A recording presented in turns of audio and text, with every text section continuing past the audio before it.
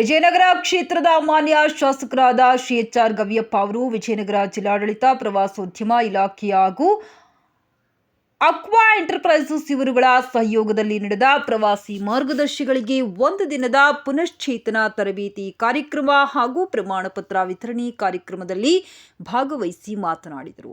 ಈ ಸಂದರ್ಭದಲ್ಲಿ ಪ್ರವಾಸೋದ್ಯಮ ಇಲಾಖೆಯ ಉಪನಿರ್ದೇಶಕರಾದ ನಗರಸಭೆ ಅಧ್ಯಕ್ಷರಾದ ಶ್ರೀ ರೂಪೇಶ್ ಕುಮಾರ್, ಶ್ರೀ ಪ್ರಭುಲಿಂಗ ತಳ್ಳಿಕೇರಿ, ವಿಜಯನಗರ ಕಾಲೇಜಿನ ವಿಶ್ರಾಂತ ಪ್ರಾಧ್ಯಾಪಕರಾದ ಶ್ರೀ ಚಂದ್ರಶೇಖರ್ ಶಾಸ್ತ್ರಿ, ಕರ್ನಾಟಕ ಕಾರ್ಯನಿರತ ಪತ್ರಕರ್ತರ ಸಂಘದ ಜಿಲ್ಲಾ ಅಧ್ಯಕ್ಷರಾದ ಶ್ರೀ ಸತ್ಯನಾರಾಯಣ, ಸಮಾಜ ಸೇವಕರು ಹಾಗೂ ಯುವ ಮುಖಂಡರಾದ ಶ್ರೀ ಎಚ್.ಜಿ. ಗುರುದತ್ ರವರು ಸೇರಿದಂತೆ ಪ್ರವಾಸೋದ್ಯಮ ಇಲಾಖೆಯ ಸಿಬ್ಬಂದಿ ವರ್ಗ ಹಾಗೂ ಮುಖಂಡರುಗಳು ಉಪಸ್ಥಿತರಿದ್ದರು.